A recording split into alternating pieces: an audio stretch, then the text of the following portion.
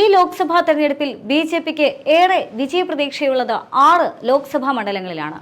ആ 6 ലോക്സഭാ മണ്ഡലങ്ങളിൽ ഏറ്റവും അധികം ബി.ജെ.പി വിജയം പ്രതീക്ഷിക്കുന്നത് തിരുവനന്തപുരം ലോക്സഭാ മണ്ഡലത്തിലുമാണ്.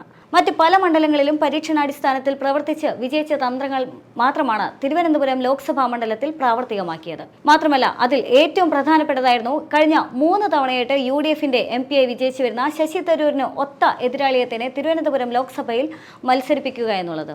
അതിന് തന്നെയാണ് ദേശീയ തലത്തിൽ നിന്നും കേന്ദ്രമന്ത്രിയായ രാജീവ് ചന്ദ്രശേഖറിനെ തരൂരിന്റെ എതിർ സ്ഥാനാർത്ഥിയായിട്ട് കളത്തിലിറക്കിയത്. മാത്രമല്ല, രാജീവ് ചന്ദ്രശേഖർ കളത്തിലിറങ്ങുന്ന സാഹചര്യത്തിൽ സംസ്ഥാന നേതൃത്വത്തിന് പോലും വലിയ പ്രതീക്ഷയുണ്ടായിരുന്നില്ല എന്നുള്ളതും ശ്രദ്ധേയമായ ഘടകം തന്നെയാണ്. പക്ഷേ ദിവസങ്ങൾ പോകെ രാജീവ് ചന്ദ്രശേഖറിന്റെ പ്രചരണങ്ങളെല്ലാം തന്നെ ശശി തരൂരിനേക്കാൾ ഒരു പടി മുകളിൽ തന്നെ ഉയർന്നു വന്നു എന്നുള്ളതാണ്. എങ്കിലും 3 തവണകളിലായിട്ട് വിജയിച്ചു വന്ന ശശി തരൂർ ഇക്കുറി ഒട്ടും പുറകിലല്ല എന്ന് വേണം കരുതാനായിട്ട്. മാത്രമല്ല, CPIയുടെ സ്ഥാനാർത്ഥിയായ പന്ന്യൻ രവീന്ദ്രനാണെങ്കിലും മുൻകാലങ്ങളിൽ തിരുവനന്തപുരത്തിന്റെ MP ആയി സേവനമനുഷ്ഠിച്ച വ്യക്തിയാണ്.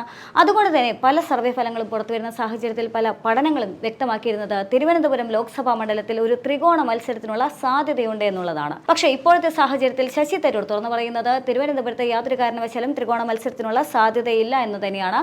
യഥാർത്ഥത്തിൽ തിരുവനന്തപുരം ലോക്സഭാ മണ്ഡലത്തിൽ 2 പേർ തമ്മിലാണ് ഏറ്റുമുട്ടുന്നത്. അത് ഒന്ന് NDA സ്ഥാനാർത്ഥിയും മറ്റൊന്ന് UDFന്റെ സ്ഥാനാർത്ഥിയായ ശശി തരൂർ തമ്മിൽ മാത്രമാണ്.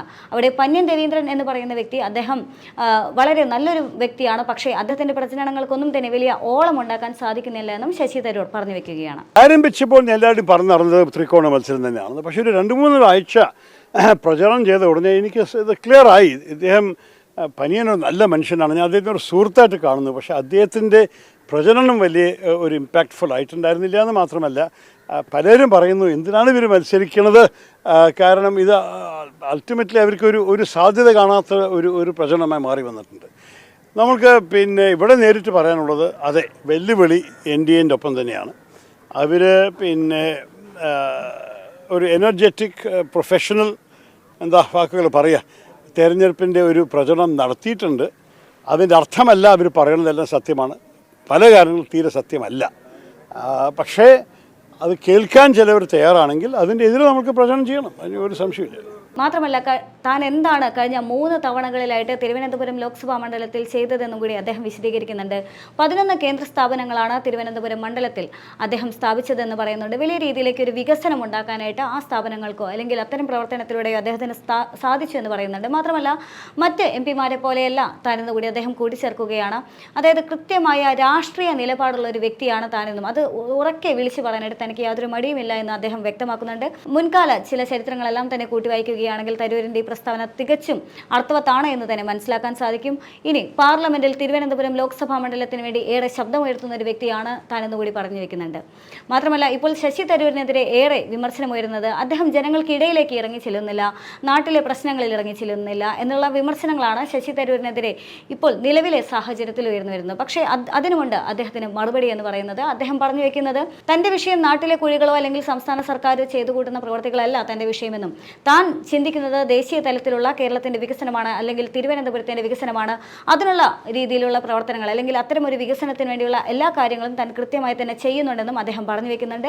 എന്താണ് യഥാർത്ഥത്തിൽ രാജ്യത്ത് സംഭവിക്കുന്നതെന്ന് കൃത്യമായി നിരീക്ഷിക്കുകയും അതിനുവേണ്ടി അല്ലെങ്കിൽ അതിനെതിരെ പ്രതിരോധം തീർക്കുവാനും അദ്ദേഹം ശ്രമിക്കുന്നുണ്ടെന്നും അദ്ദേഹം പറഞ്ഞു വെക്കുന്നുണ്ട്. ഞങ്ങൾ 3-4 കാര്യങ്ങൾ പറയുന്നുണ്ട്. ഒന്ന്, നമ്മളുടെ 15 വർഷത്തിൻ്റെ വികസന സേവനം, അത് ജനങ്ങൾക്ക് എളുപ്പത്തിൽ മറക്കാൻ സാധിക്കും. ഈ MP ആണ് കൊണ്ടുവന്ന് 40 വർഷം തടസ്സപ്പെട്ടിട്ടുണ്ടായിരുന്ന കല്ലിട്ട ശേഷം കെട്ടാതിരുന്ന നാഷണൽ ഹൈവേ ബൈപ്പാസ്. ഈ MP ആണ് കൊണ്ടുവന്നതാണ് UAE കോൺസുലേറ്റ്. ഈ MP ആണ് നിരവധി കമ്പനികളെ വിഴിഞ്ഞത്തും ടെക്നോ പാർക്കിൽ കൊണ്ടുവന്നത്, വിഴിഞ്ഞത്തിൻ്റെ തുറമുഖനെ യാഥാർത്ഥ്യമാക്കിയത്. ഇങ്ങനെയെല്ലാം ഓരോരോ കാര്യങ്ങൾ ഓർമ്മപ്പെടുത്തുമ്പോൾ 11 കേന്ദ്ര സ്ഥാപനങ്ങൾ ഞാൻ എൻ്റെ പാർട്ടിയുടെ ഭരണസമയത്ത് തിരുവനന്തപുരത്ത് സ്ഥാപിച്ചു. ഇതെല്ലാം ചൂണ്ടിക്കാണിക്കാൻ സാധിക്കുന്നത് ഒരു MP-യുടെ കഴിവും MP-യുടെ ശ്രമം ഇതിൻ്റെ കാരണമാണെന്ന് മാത്രമല്ല, നമ്മൾക്കറിയാം അതിൻ്റെ ഒപ്പം ഒരു രാഷ്ട്രീയ നിലപാട് എടുക്കുന്ന ഒരു MP-യാണ് ഞാൻ. തിരുവനന്തപുരത്തിൻ്റെ ശബ്ദം പാർലമെൻ്റ് അകത്തും വെളിയിലും ദേശീയ അന്താരാഷ്ട്രീയ വേദികളിൽ കേൾപ്പിച്ചിട്ടുണ്ട്. അത് നമ്മുടെ മതേതര ഭാരതത്തിന് വേണ്ടി, നമ്മുടെ ബഹുസ്വരത ഭാരതത്തിന് വേണ്ടി, നമ്മുടെ ഭാരതീയ ജനാധിപത്യത്തിന് വേണ്ടിയിട്ടാണ് ഞാൻ സംസാരിച്ചിരിക്കുന്നത്. അപ്പോൾ അതിനെയും ഒരു പ്രധാനപ്പെട്ട വിഷയമായിട്ട് മാറ്റാൻ സാധിക്കില്ല. കാരണം നമ്മുടെ ശ്രമം തന്നെ ലോക്സഭയ്ക്കാണ്. പാതിയിലത്തെ കുഴിയോ ഈ സംസ്ഥാന സർക്കാരിൻ്റെ അഴിമതിയല്ല പ്രധാനപ്പെട്ട വിഷയങ്ങൾ. ഇത് BJPയുടെ ദുർഭരണം ഡൽഹിയിൽ നിന്ന് മാറ്റാനാണ്. അപ്പോൾ അതിൽ നിന്ന് ഇറങ്ങുമ്പോൾ ആ വിഷയങ്ങളും ചൂണ്ടിക്കാണിക്കാൻ അത്യാവശ്യമാണ്. അത് ഞാൻ ചെയ്യുന്നുണ്ട്. പക്ഷെ അത് മാത്രമല്ല, ഇനിയും ഒരു കാര്യം നമുക്ക് പറയാനുള്ളത് ഈ രാജ്യത്തിൻ്റെ ഭാവിയാണ്. ഏത് വിധത്തിൻ്റെ ഭാരതത്തിലാണ് നിങ്ങളെല്ലാവരും നിങ്ങളുടെ കുട്ടികളെ വളർത്താൻ ആഗ്രഹിക്കുന്നത്? നിങ്ങൾ ഈ BJP ഭരണം ഒരു 3-ാം തവണ വന്നു കഴിഞ്ഞാൽ എന്തായിരിക്കും നമ്മുടെ രാജ്യത്തിൻ്റെ മുഖചരിത്രം തന്നെ വിചാരിച്ചോളൂ. അതുകൊണ്ട് ന്യൂനപക്ഷികൾ അന്തസ്സോടെ ഈ രാജ്യത്തിൽ ജീവിക്കാൻ സാധിക്കണമെന്നുണ്ടെങ്കിൽ ഈ BJP ഭരണം ഒഴിവാക്കണമെന്ന് എനിക്ക് വലിയൊരു സംശയവും ഇല്ല. പക്ഷേ ഇതൊക്കെ ജനങ്ങളുടെ തീരുമാനമാണ്. ഇതൊരു ജനാധിപത്യമാണ്. ജനാധിപത്യത്തിൽ ജനങ്ങൾ തീരുമാനിക്കുക അവർ ഏത് വിധത്തിൽ ഭാരതമാണ് ആഗ്രഹിക്കുന്നത്. പക്ഷേ ഇതും ഞങ്ങൾ ചൂണ്ടിക്കാണിക്കുന്ന ഒരു ചോദ്യമാണ്. ഈ രാജ്യത്ത് മതന്യൂനപക്ഷങ്ങൾക്ക് അന്തസ്സോടെ ജീവിക്കാൻ സാധിക്കണമെന്നും തരൂർ പറഞ്ഞു വെക്കുന്നുണ്ട്. എന്നാൽ കഴിഞ്ഞ കുറച്ച് നാളുകൾക്ക് മുൻപ് തരൂരിന്റെ ചില വാക്കുകളെല്ലാം തന്നെ വലിയ രീതിയിൽ വിവാദത്തിലായിരുന്നു. പലസ്തീൻ വിഷയവുമായി ബന്ധപ്പെട്ടുകൊണ്ട് അദ്ദേഹം സ്വീകരിച്ച നിലപാടുകൾ ഏറെ ചർച്ച ചെയ്യപ്പെട്ടതാണ്. അദ്ദേഹം പറഞ്ഞ വാക്കുകളെല്ലാം തന്നെ അദ്ദേഹത്തിന് തിരിച്ചടിയായി വന്ന സാഹചര്യം കൂടിയാണ്. അത് ഇപ്പോൾ ഈ ലോക്സഭാ തെരഞ്ഞെടുപ്പ് ഇത്ര കണ്ട് വലിയ പ്രചരണങ്ങളും ചൂടേറിയ ചർച്ചകളെല്ലാം തന്നെ പുരോഗമിക്കുന്ന സാഹചര്യത്തിൽ പണ്ട് അദ്ദേഹം പറഞ്ഞ എല്ലാ വാക്കുകളും ഇപ്പോഴും ചർച്ച ചെയ്യപ്പെടുന്നുണ്ട് എന്നുള്ളതും ശ്രദ്ധേയമായ കാര്യം തന്നെയാണ്. ആ സാഹചര്യത്തിലാണ് അദ്ദേഹം ഇപ്പോഴും പറഞ്ഞു വെക്കുന്നത് ന്യൂനപക്ഷങ്ങൾക്ക് അന്തസ്സോടെ ജീവിക്കാനായിട്ട് നമ്മുടെ രാജ്യത്ത് സാധിക്കണം എന്നെല്ലാം തന്നെ.